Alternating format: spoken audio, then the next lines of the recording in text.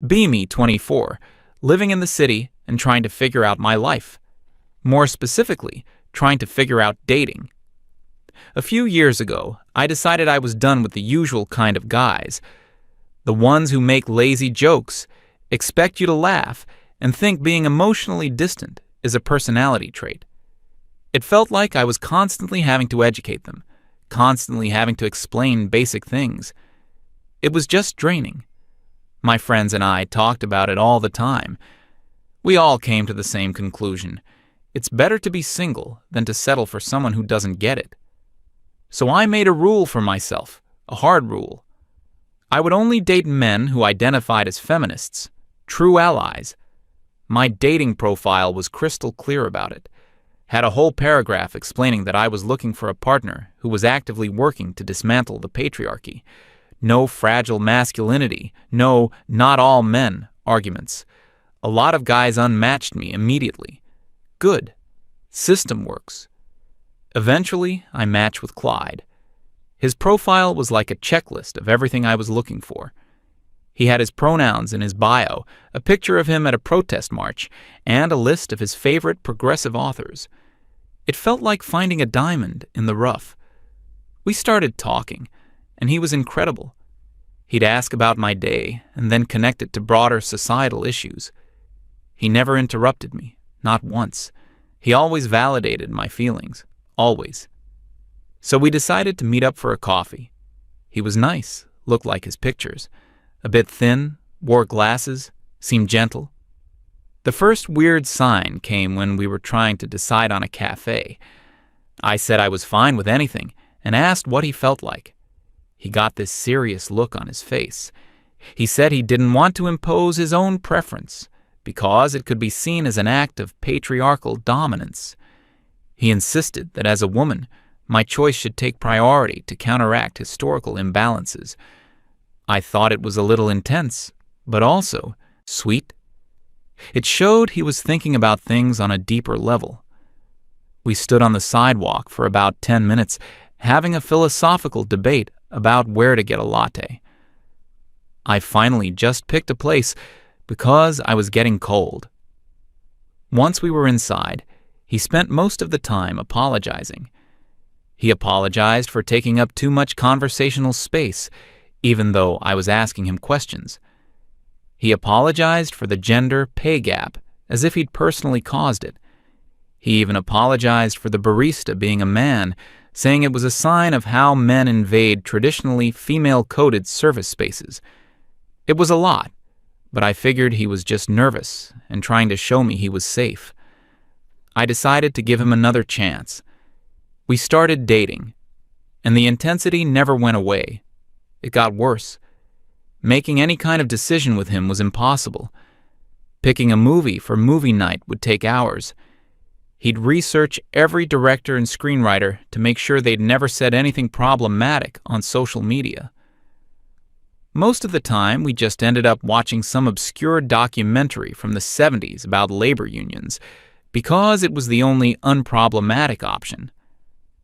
I tried to watch a normal action movie once, a classic one I liked. He sat through the first 20 minutes in silence, then he paused it. He told me he needed to process the violent masculinity being portrayed on screen. He actually started to tear up. He said it was just so hard for him to watch men solve problems with aggression instead of communication. We never finished the movie. Every interaction was like this. I couldn't just have a normal conversation. Everything had to be analyzed. If I said I had a tough day at work, he'd launch into a lecture about late-stage capitalism. If I complained about a headache, he'd explain how the medical field has historically downplayed female pain. I know he meant well, but I didn't feel like I had a boyfriend. I felt like I had a full-time social justice commentator living in my head. He was also incredibly unhelpful in any practical sense.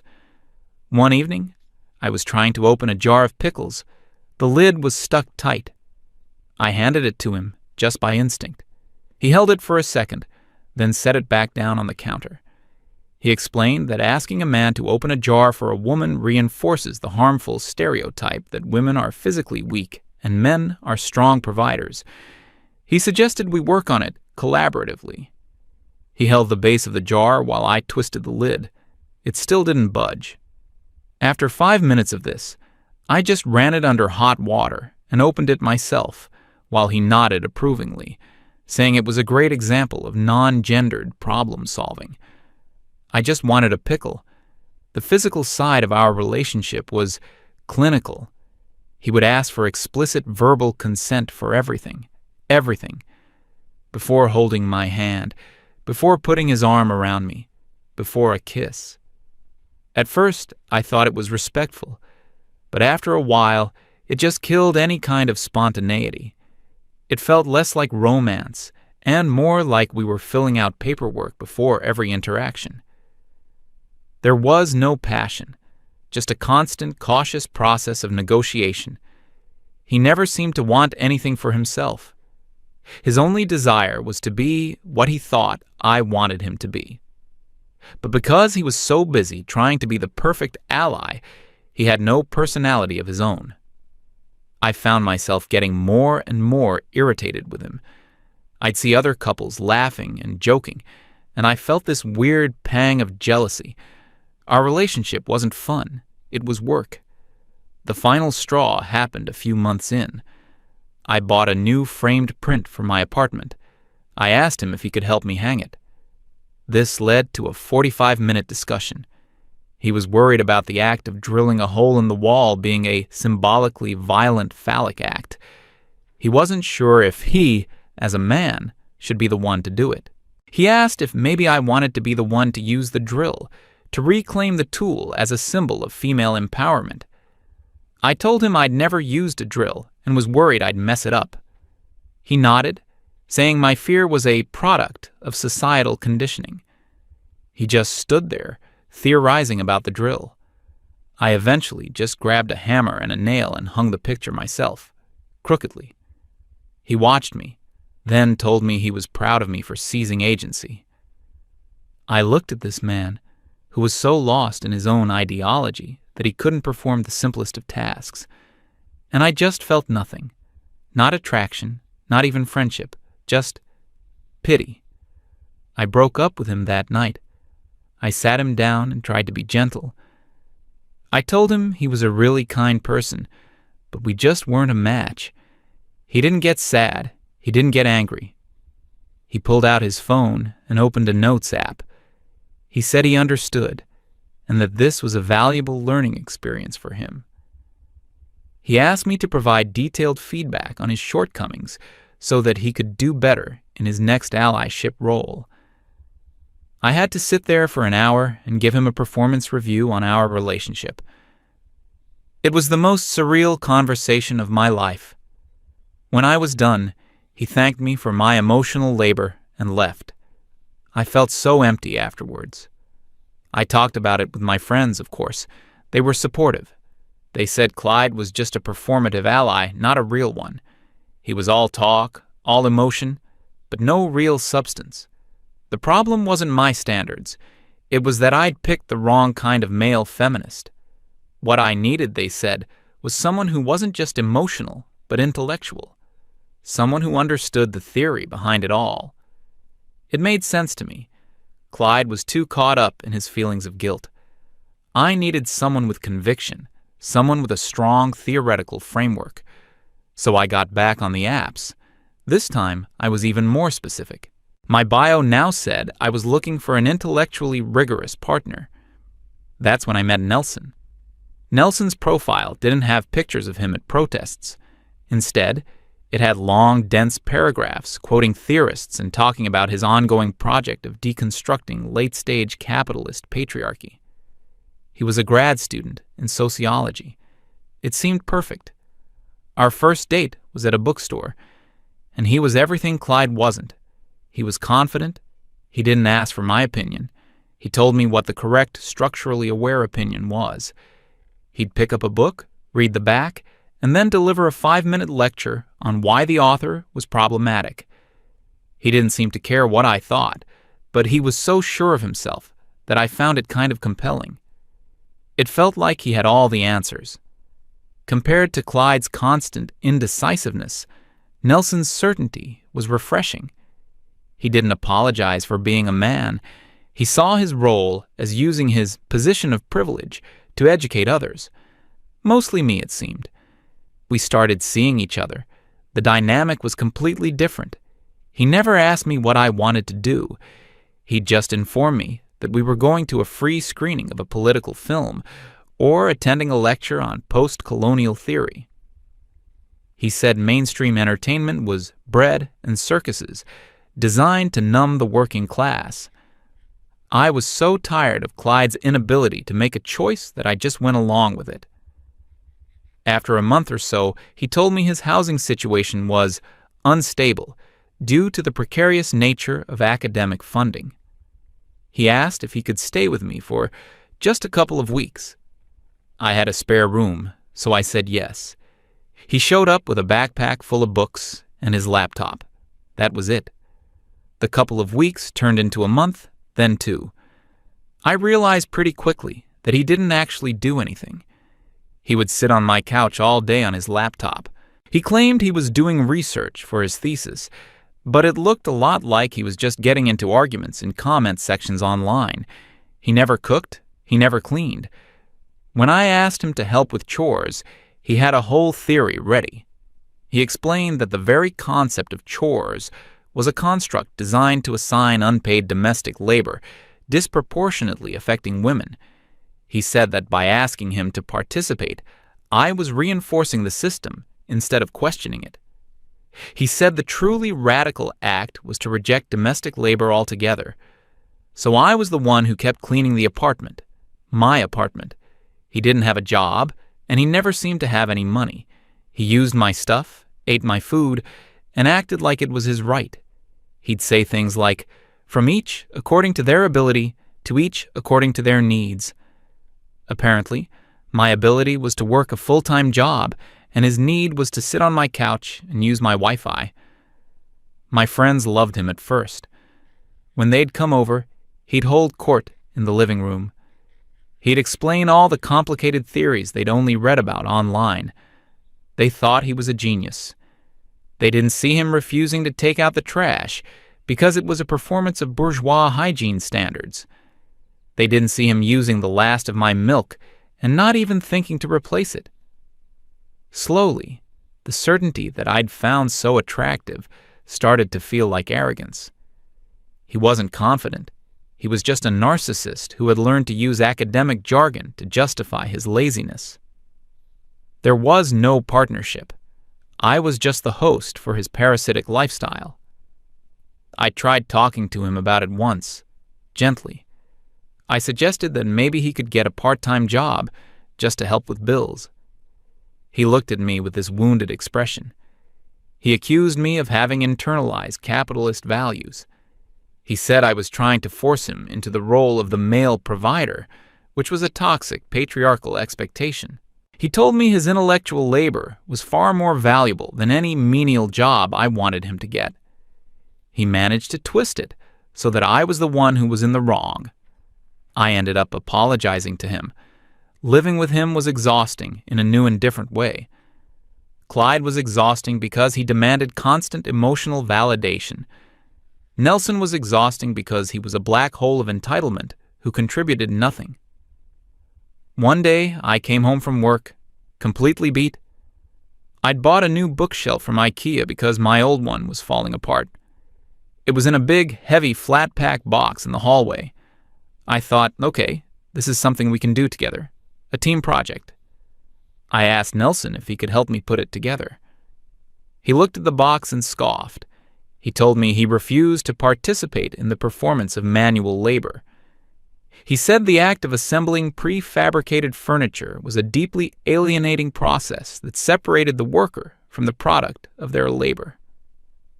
He then gave me a 15-minute lecture on Marx, while the bookshelf just sat there in the box. I was too tired to argue. I just left it there. It stayed in the hallway for over a week. Every day I'd come home and have to step over this giant cardboard box that was a monument to his uselessness. I started to feel a deep, simmering resentment.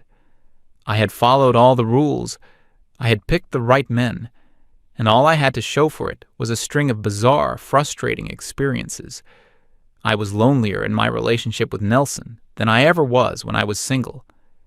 At least, when I was single, I didn't have to clean up after a grown man who thought washing a dish was beneath him. I felt trapped. My friends all thought he was brilliant. If I complained, they'd probably just say I wasn't smart enough to appreciate him. And a part of me was afraid they were right. Maybe I was the problem. Maybe I was just not evolved enough to be in a truly progressive relationship.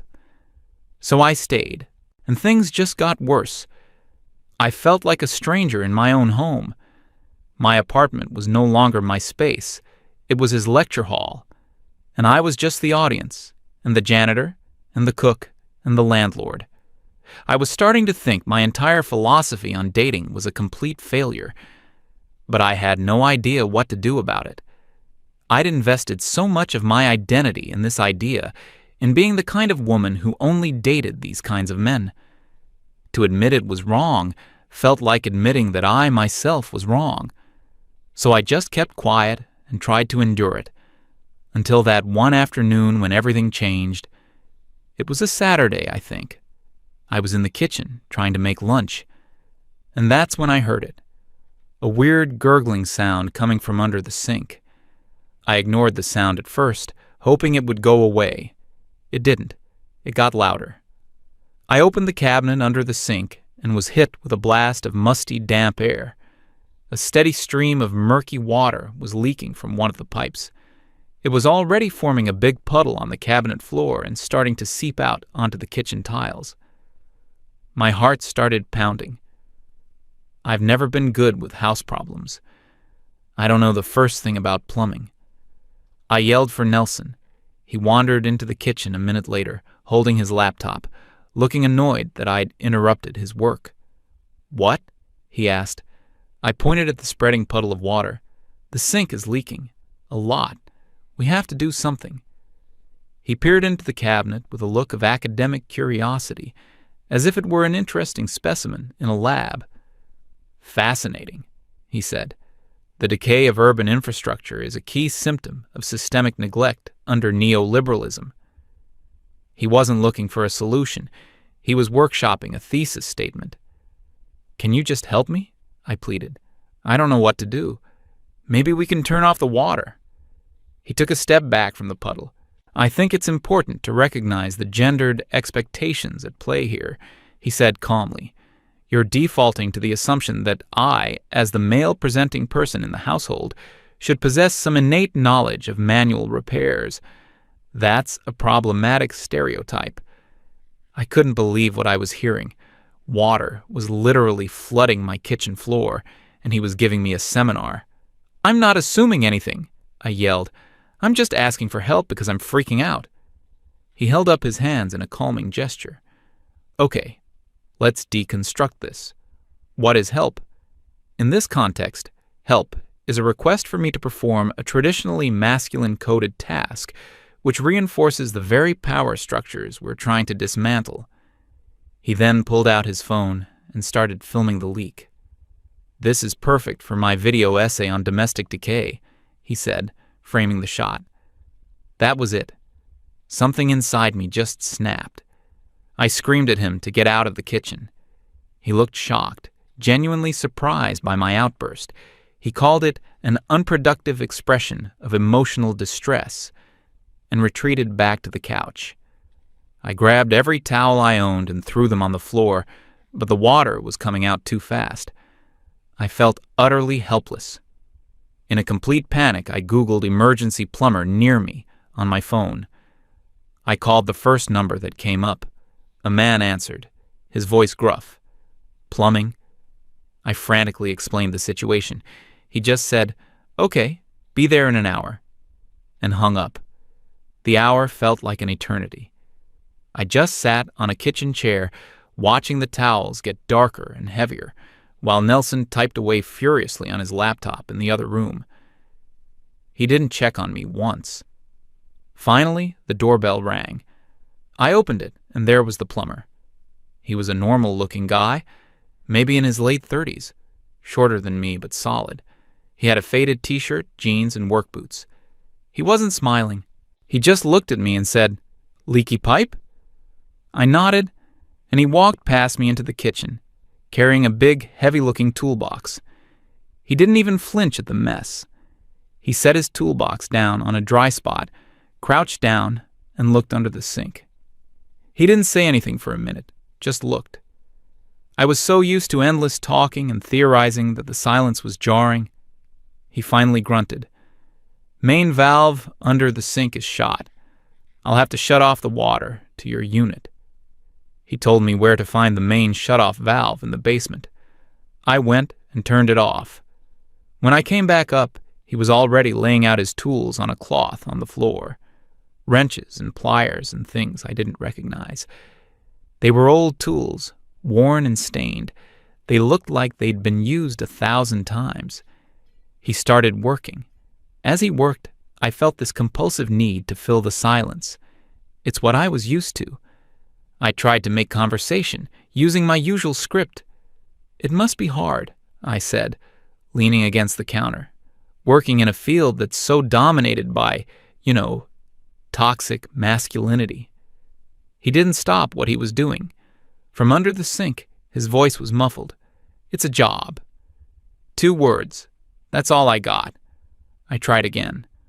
"I just think it's important for men to be aware of the space they occupy." There was a loud clanging sound as he tightened something with a wrench. "Okay," he said. He wasn't engaging, he wasn't being rude, but he also wasn't interested in my lecture. He was just focused on the pipe. I shut up. I just stood there and watched him. I watched his hands. They were calloused and capable. They moved with a kind of efficiency and purpose I hadn't seen in months.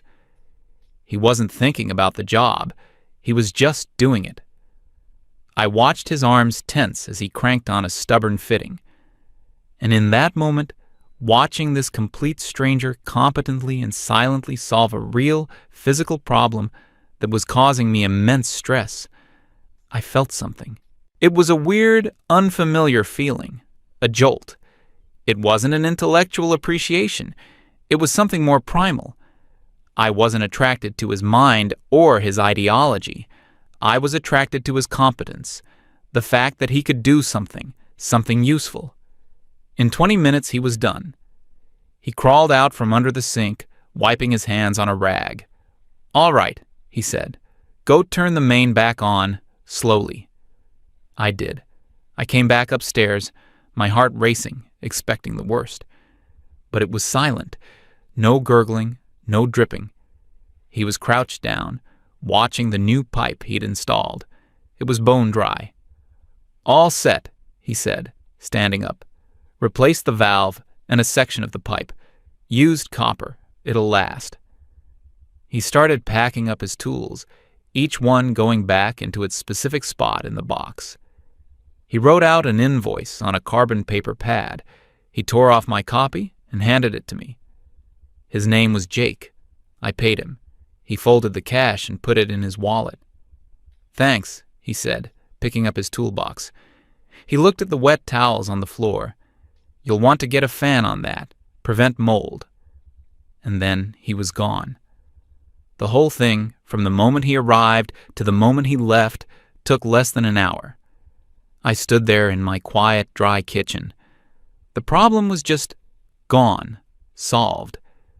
Nelson chose that moment to reappear. "Is the crisis of capitalism averted?" he asked with a smirk. I just stared at him, at his soft hands that had never fixed anything, at his smug face, so proud of its own uselessness. And I felt a wave of disgust so powerful it almost knocked me over. I told him to pack his books and get out.